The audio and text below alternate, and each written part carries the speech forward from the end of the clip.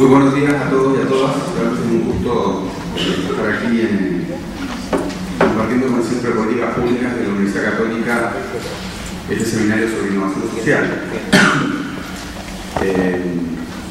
La CEPAL se viene trabajando el tema de innovación social desde hace más o menos 5 o 6 años a través de un proyecto con la Fundación Kellogg, que creo que es un proyecto bastante ingenioso en términos de poder movilizar mucha información sobre experiencias de innovación social que surgen espontánea o no, pero todo el tiempo a lo ancho y largo de América Latina y el Caribe. Es así que se han organizado una serie de concursos, 5 concursos de innovación social. Y la gracia de los concursos no es tanto, digamos, quién llega al final de la carrera y saca el primer premio, ¿no? Sino la gracia de estos concursos es cómo se van, primero que nada, cómo vamos conociendo o construyendo un mapa de la innovación social desde el nivel micro. De hecho, si tomamos este conjunto de concursos, son miles de experiencias de todos los países de América Latina y el Caribe, sobre todo a nivel local, ¿ya? Y que sumando, realmente yo creo que hoy día es una gran base de datos sobre innovación, experiencias de innovación social, algunas más replicables que otras, en los más diversos sectores sociales, digamos, en desarrollo rural, en desarrollo juvenil, en promoción de derechos, en creación de ingresos, etc. Y estos concursos, para los que les ha tocado, como en mi caso, estar en la recta final, digamos, que son ferias de innovación social a las cuales llegan los finalistas de concursos donde participan a veces 800, 1000, 1200 grupos que quieren mostrar sus experiencias de innovación. En esta feria final lo que uno básicamente ve, en primer lugar, es un tremendo compromiso de los actores respecto de su propia iniciativa. Es decir, no es una relación externa, sino una relación muy interna, muy comprometida, afectivamente comprometida, diría yo.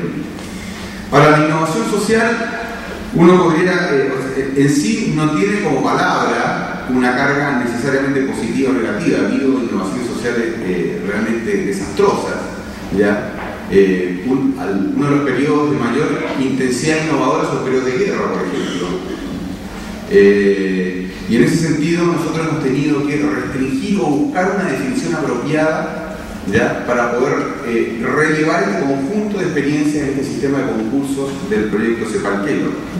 Y en ese sistema, o sea, en esa definición, que puede ser una definición quizás demasiado genérica, pero la voy a explicar. Nosotros planteamos que la innovación social es una acción que puede ser endógena, o sea, surgir del grupo, o exógena, puede ser adaptar algo de afuera, de desarrollo social, a través de la cual se produce un cambio. Y el cambio tiene algo de novedoso, es decir, hay un componente de creatividad y un componente de transformación, que voy a explicar después. Y este cambio puede afectar positivamente, o sea, esa es la idea, que afecte positivamente y que se pueda medir ese impacto positivo del cambio en la prestación de un servicio, en la producción de un bien, y sus resultados pueden ser positivos socialmente en términos de generar mayores ingresos, de reducir marginalidad, de generar mayor visibilidad social, de mitigar riesgos sociales, de desarrollar capacidades colectivas, etc. Y la otra, el último punto de la definición, de esta larga definición, es que la innovación social debiera ser susceptible de reproducción o replicabilidad, no necesariamente de copia automática, ¿ya? Pero inspiradora, posiblemente, ¿no es cierto?, ejemplificadora, para poder tener un efecto multiplicador. Y probablemente ese es el principal desafío en la articulación entre innovación social y política pública.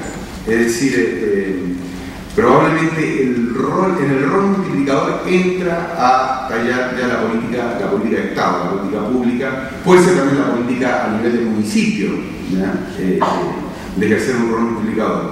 Pero ahora, no necesariamente el rol multiplicador se da a través de la pasada por el Estado, pero sí es un gran desafío para el Estado poder asumir un rol en términos de promover un efecto multiplicador de experiencias sociales que ha mostrado mecanismos de innovación que mejoran el impacto y mejoran los procesos. En Brasil, por ejemplo, hay un efecto multiplicador de todo un sistema de mecanismos de transparencia, ¿ya? mecanismos de fiscalización de la sociedad respecto de la transparencia tributaria y de uso de recursos por parte de organismos públicos. Ahí hay un efecto multiplicador. En Argentina hay un efecto multiplicador de un sistema a través del cual, digamos, dentro de las escuelas se promueve una mayor lectoescritura a través de los relatos de cuentos tradicionales.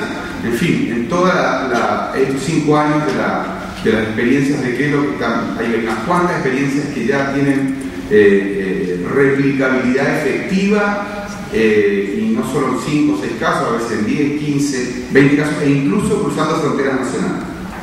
Ahora, yo quisiera destacar 2 o 3 elementos que me parecen fundamentales respecto a la innovación social, tal como nosotros la hemos visto en estos, son varios miles ya de proyectos que se han evaluado en la CEPAL.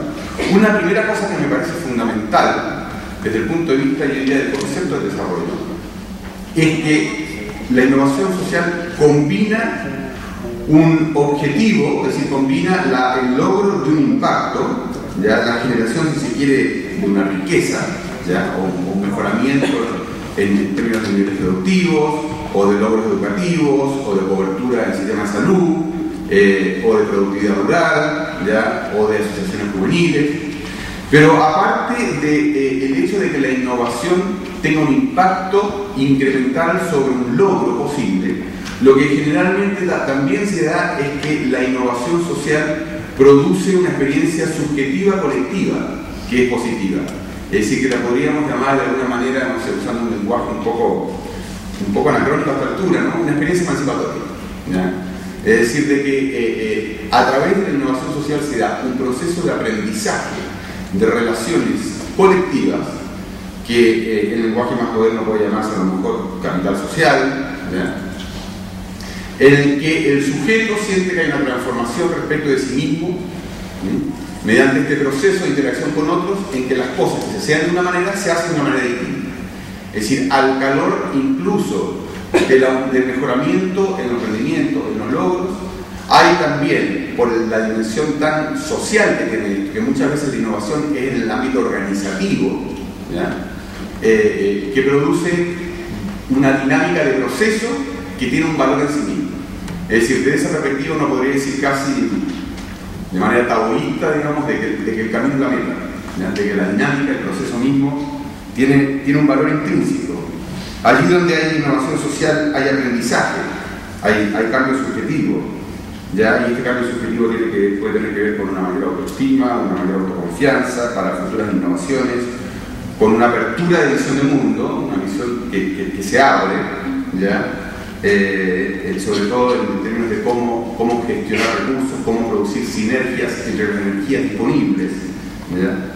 Hay un enriquecimiento en las relaciones interpersonales, o puede haberlo, o un aumento en la cohesión del grupo, o superación de ciertos fatalismos, ¿ya? Es decir, cuando una comunidad secularmente ha estado confinada simplemente al ciclo restringido de su reproducción social, y a través de una innovación en la forma de organizarse o de incorporar elementos exógenos y movilizarlos internamente, rompe, digamos, esa limitación y pasa a tener una fase de reproducción ampliada. Ya todo eso genera en el grupo, genera en las personas una visión más como de autoempoderamiento, de valoración del propio potencial para transformar y transformarse a sí mismo.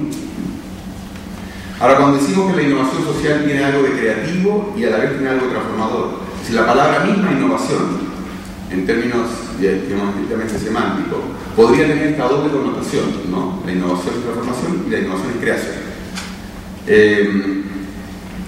Crear significa hacer las cosas de manera distinta a como se han hecho hasta ahora, ¿ya? O bien hacer cosas que hasta ahora no se han hecho, y socialmente significa crearlas de manera organizada, concertada, para enfrentar problemas reales de un grupo o una comunidad enfrente.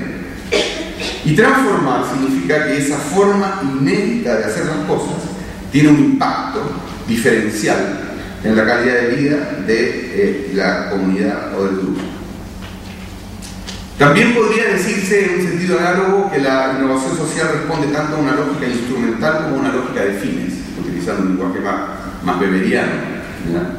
Es un medio para lograr objetivos, pero también es un valor, ¿ya?, en el sentido de que es creativo y transformador ¿ya? Y que produce cambios en la subjetividad colectiva, en ese sentido es un valor. Por lo mismo, si bien es necesario juzgar la innovación social en términos de eficiencia y eficacia, es decir, esta innovación realmente vale porque los mismos recursos han producido un mayor impacto, o porque ha sido posible generar más recursos, ¿ya?, a partir del mismo grupo. Pero al mismo tiempo, digamos, que es necesario evaluarlo en términos de eficiencia y eficacia, también es necesario evaluarlo en términos de contenidos, ¿ya?, de valores, porque se puede innovar para aniquilar un pueblo, se puede innovar para dominar un país, y por supuesto eso no es necesariamente positivo. Ahora, la innovación puede poner el acento en estructuras relacionales, es decir, su objetivo sea cambiar las relaciones de un grupo, o puede poner el objetivo en el uso de recursos, donde las relaciones del grupo son un medio, un instrumento, ¿no es cierto? Y el objetivo es optimizar uso de recursos. Puede implicar la movilización de recursos adicionales que se gestionan de alguna manera, o puede implicar la recreación de recursos existentes que se movilizan más. Puede darse más como formas creativas de adaptación o réplica de procedimientos ya aplicados en otra parte, lo que podríamos llamar la originalidad de la copia, ¿no? Es decir, recrear la experiencia que viene afuera, pero por supuesto adaptarla a las condiciones locales. O puede sentar precedentes inéditos, ya que luego otros podrán replicar creativamente en otras circunstancias o en otros espacios. Y además, lo que hemos visto en los proyectos es que los niveles espaciales donde puede darse son muy diversos. Desde una escuelita, ¿ya?, o un centro de madre, hasta a un nivel de municipio e incluso un nivel de departamento, en los países, digamos, donde se habla de departamento. Es decir, puede ser espacio-ciudad, espacio-comunidad, espacio-escuela, y espacio de ONG, por supuesto, organizaciones privadas, no empresariales, etc. Yo diría que, como para ir cerrando, que los criterios para medir, o sea, cuáles son los criterios, porque hay que evaluar las experiencias de innovación social, sobre todo si queremos actuar desde la política pública, es decir, bueno, qué funciona, qué no funciona en términos de innovación social, qué es replicable y qué no es replicable, ¿ya?, qué es digno de universalizar, por decirlo así. Y yo diría de que hay elementos como, yo diría, convencionales en la evaluación que hay que incorporar o que hay que mantener, ¿ya? Por ejemplo, si hay un cambio en la relación costo-impacto de una experiencia, ¿sí? Y si se ve una diferencia con la innovación, una diferencia positiva, si es replicable, porque de repente hay experiencias de innovación social que tienen que ver con algún tipo de riqueza humana o humana, pero que es muy del lugar, ¿ya?, o muy de una comunidad. Si el impacto social es claro, ¿ya?, es decir, si hay un impacto social en términos de reducción de pobreza, de generación de ingresos, de desarrollo de capacidades, de fortalecimiento del capital social, de acceso a mercados ampliados, etc. Si esta experiencia de innovación social tiene una cierta sustentabilidad hacia adelante, es decir, si no es solo un chispazo, ¿no es cierto?, que se agota después de un tiempo, ¿ya?, ese chispazo en la noche, o si realmente a través de esta experiencia logran endogenizarse capacidades, ¿ya?, y hacerse autosustentable en el tiempo. Ese es fundamental, ¿ya?, sobre todo como desafío de la política pública, porque la política pública probablemente una de las cosas que hace para promover la innovación social es, por ejemplo, aportar un capital semilla, ¿no es cierto?, o aportar un capital a través de un sistema de fondos concursables, ¿no? Pero uno de los requisitos de la innovación social, tal como nosotros hemos planteado, es la sustentabilidad en el tiempo. Es decir, que si no se sostiene el tiempo, básicamente se convierte en una experiencia asistida que no endogeniza capacidades de autosustentarse.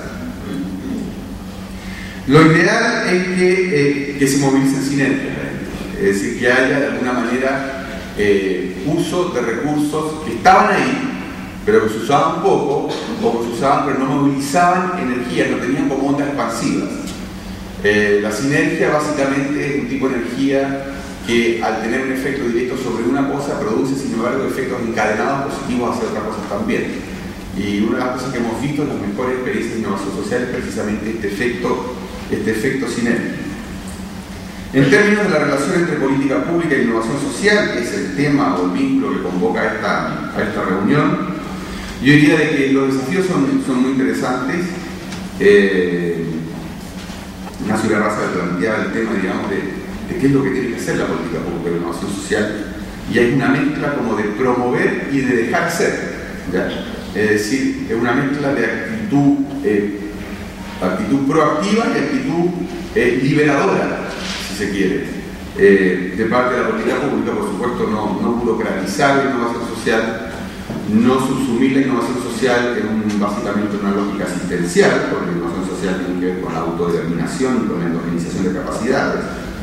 Probablemente tratar de ver cómo dejarse permear en tanto política pública desde abajo hacia arriba, es decir, que la propia política pública o los propios políticos públicos aprendan de, ¿no es cierto? La innovación social supone digamos, no la posición del tecnopolítico, es decir, yo sé y voy a enseñar lo que sé, sino que yo tengo que aprender de esto y ver cómo promoverlo, ¿no? Es la lógica más de abajo hacia arriba y de vuelta.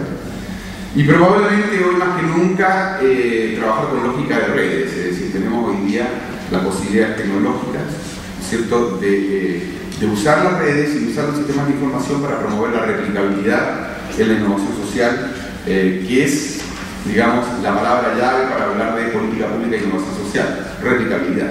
Es decir, tomar ejemplos y poder convertirlos de alguna manera en efectos multiplicadores que tengan un impacto, ya son indicadores un poco más agregados, no en el caso específico. Y ese es el desafío que está ahí en la política pública. Quisiera simplemente culminar diciendo de que estos miles de proyectos que hemos relevado en el programa o en el concurso que lo separa a lo largo de 5 o 6 años, son realmente una fuente inspiradora, son una gran base de información de lo que pasa en términos de innovación social en América Latina y el Caribe. Y es desde esta riqueza que surge en el seno de las comunidades que se plantean los principales desafíos de innovación social al Estado, a la cooperación internacional, a la ONG, etc.